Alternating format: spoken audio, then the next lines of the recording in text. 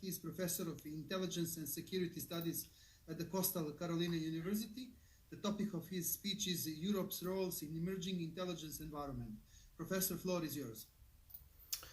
Thank you very much, Darko, and thank you all for your time today. Very pleased to be part of this very interesting webinar. I will say, Darko, the work of the Institute is very prolific, and this is not going unnoticed on this side of the Atlantic. Today I'll talk primarily about my area of expertise, which is intelligence. In other words, what are the intelligence ramifications of the geopolitical dynamics of US-Chinese competition for European intelligence services. Let me start by saying something that I think is not going to be disputed, which is that the US remains today the most powerful military actor in the Western alliance system. But I want to argue today that recent conflicts have exposed some very serious limits to American strategic capacity. Now, for Europe, I think that this lesson is no longer speculative. It must now shape its intelligence planning and, of course, in turn, its defense priorities and executive decision-making. And to do this, it requires a major shift in how European intelligence communities define their mission and their operational priorities. Now, for many decades, European intelligence services have operated within a strategic environment that has been shaped very much so by American supremacy. Their task has often been historically to complement U.S. intelligence collection, support NATO operations, monitor regional threats, and provide national level warning. But I would argue today that this model is no longer sufficient. In an emerging bipolar order dominated by the US-China competition, it's imperative for Europe to develop intelligence structures that are capable of supporting, I would argue, three things. Number one, greater strategic autonomy. Number two, faster defense mobilization. And number three, more sophisticated, in fact, far more sophisticated political warfare responses, especially in the cognitive domain. Now, the US appears increasingly, I think, ill-prepared to handle the demands of modern warfare. And this is not a realization coming only out of the present war in Iran. I would say Iran represents perhaps the latest data point in a longer pattern of strategic underperformance that includes Iraq, Afghanistan, and of course, Ukraine. The current war in Iran, I think, further reinforces the concerns about Washington's coherence and strategic direction. It's true, and I'm sure all of us have seen it, that the public messaging, even this morning in the press conference in the White House by the Trump administration, has emphasized kinetic successes, such as the degradation of Iran's naval and air capabilities. But it has offered a very limited clarity on broader strategic objectives. And I think that this mirrors earlier patterns that we have seen in Afghanistan, where overwhelming tactical superiority on the United States side failed to produce any kind of durable political outcomes. And it's worth noting, of course, that the Taliban did not require a navy or an air force in order to defeat American forces. So if that's so, then why would the Iranians require them? So for intelligence professionals in Europe and beyond, I think the lesson is clear, and it's that battlefield metrics must be analytically divorced from any kind of strategic indicators.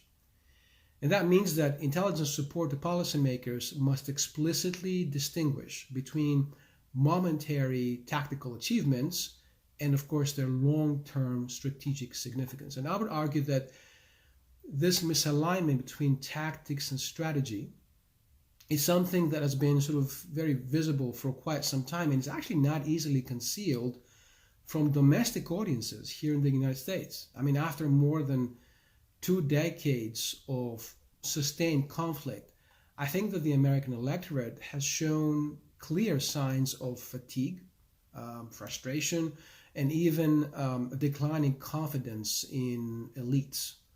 And this sentiment is basically what has contributed to the rise of populism and of polarizing political figures here in the United States, which of course has in turn led to the erosion of any kind of bipartisan consensus on foreign policy in Washington.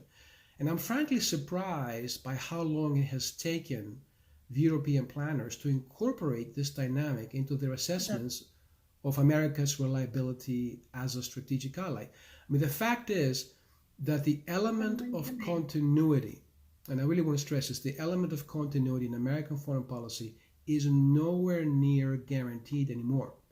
And I think the sooner European leaders understand that, the better.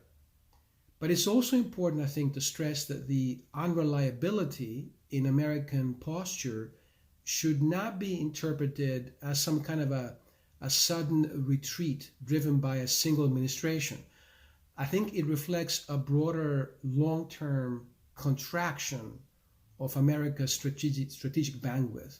And while President Trump's rhetoric, yes, it emphasizes a sense of, shall we say, disengagement from allies, the underpinning reality is much more structural. I think the U.S. faces growing constraints in its ability to project power globally. And President Trump is actually not the cause of this phenomenon. On the contrary, I would argue that he's desperately trying to address it, albeit in quite a haphazard and I think a bit of a crude manner. Now, why is this happening? I think the most immediate constraint in American strategy is just material. I think the U.S. is facing a significant shortage of critical weapons systems. I mean, evidence of this has emerged during, again, the current war with Iran. I mean, munitions have become limitations in munitions have become acutely apparent. But I think an even starker illustration occurred in the 12-day war this past June, when the U.S. expanded actually, and nearly a quarter of its high-altitude missile interceptor stockpile in just 12 days to defend Israel against Iranian ballistic missile attacks. In Ukraine, we've seen the same thing. The U.S. has struggled to meet Kiev's Patriot missile requirements, and we're now more than 4 years into the conflict. And I think this highlights persistent production and supply constraints. And I want to stress that this is not, a marginal detail. It is a strategic indicator that I think should be incorporated into any kind of threat and readiness assessments. And in particular for European intelligence agencies, I think these figures must be translated into planning assumptions. For example, what would European air and missile defense look like under similar consumption rates? How quickly could stockpiles be replenished? What degree of reliance on U.S. resupply remains realistic under conditions of simultaneous global demand, say in the Middle East and also Southeast Asia? Intelligence, therefore, must provide quantitative answers to these questions, and I think that European decision makers must be made cognizant of these issues with quite a bit of urgency. Now, these constraints, I think, are compounded by a number of structural weaknesses in American industrial capacity. The U.S. economy is currently unable, I think, to produce the volume of military hardware, I'm talking about ships, aircraft, munitions, that are required for sustained high-intensity conflict. Now, contrast this with China, which has undergone a dramatic industrial expansion. I mean, it's increased its share of global manufacturing output to approximately 30%, and that's comparable to America's 16% of output. I think this disparity really translates directly into military capability. China is now able to produce advanced weapon systems at a rate that is estimated to be up to 6 times faster than the United States.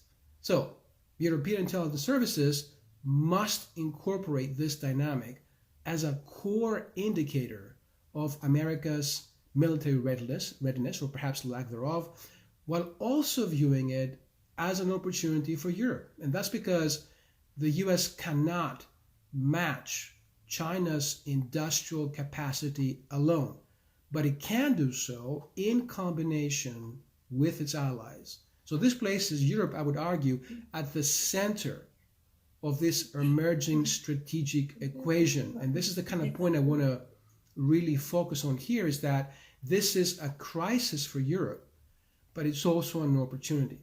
But to take advantage of this opportunity, this requires a fundamental change in mindset. Three things. First, I would say that European governments must abandon the assumption that the US will automatically intervene to resolve major conflicts. And I think that's been mentioned many times by our previous speakers. Ukraine, I think, serves as a prime example of this realization.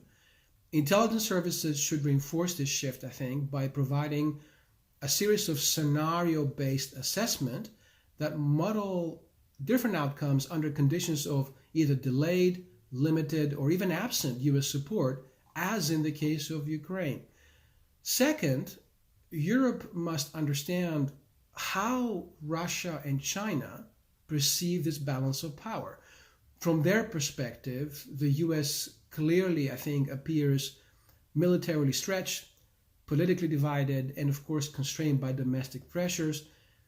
European intelligence services must therefore prioritize adversary perception analysis. In other words, identify how a series of observable indicators such as munition shortages that I spoke about earlier, delayed of support to allies, how these would shape strategic calculations in Moscow and in Beijing about America's deterrent capabilities. And of course, that has immediate ramifications about Europe's ability to defend itself. Third, Europe, I think, must confront the ongoing gray zone conflict on the continent. This was, I think, most clearly articulated a few months ago by MI6 Director Blaise Matruelli. She said that Europe is operating now, quote, in the space between peace and war, end of quote. And I think that this environment includes things like sabotage, airspace incursions, cyber operations, and of course, don't forget influence campaigns. I think that European intelligence services must treat these activities as components of an actual prelude to all-out war. And at the same time, European leaders face, of course, a difficult problem of calibration. The fact is that responding forcefully to gray zone aggression does risk escalation, while, of course, inaction signals weakness. So it's a bit of a careful balance here. But I think that intelligence must support this decision-making process. Now, the goal here is not to eliminate uncertainty. I think that's impossible to do, but essentially to reduce it to a manageable level. And I will say one last thing, perhaps. Europe must accelerate its rearmament efforts, not only for its own defense, which of course I think is a given, but I think also to contribute meaningfully to the broader balance of power. Intelligence services have a direct role to play here by identifying priority gaps in military capability, assessing vulnerabilities within Europe, and of course in things like critical infrastructure, and supporting procurement decisions with threat analysis. I think rearmament must be informed by intelligence planning and not driven solely, I think this is super important for European politicians, by political urgency. And I would argue that Europe must, in essence, in looking back at everything I've said today, recognize its role in preventing perhaps a catastrophic conflict between the US and China. I think that such a war would not be geographically contained. It would disrupt global trade in ways that make the current Iran war look like a picnic in the park in comparison. It would destabilize global economies. It could potentially escalate to the nuclear level. And so I think that intelligence services in Europe must support diplomatic efforts by providing early warning of escalation, identifying points of friction, and assessing opportunities for de-escalation. Now, in this emerging bipolar world, I think Europe's security will depend not only on its own military capabilities, but also on the quality of its intelligence. And the task I'm referring to here is not simply monitoring threats, but providing decision makers with the clarity that is needed to navigate a far more constrained and competitive strategic environment than the one that most of us remember from back in the Cold War and the post-Cold War days. Intelligence must bridge the gap between data and decision in Europe, and ensuring, of course, that the continent is not only informed, but also prepared to act. Thank you for your time. Thank you, Joseph. It was great, as always, to have you with us. So we have 3 more speakers. We'll come back to Europe again. Our next speaker is a distinguished member of INIS, as maybe all others, Professor Thomas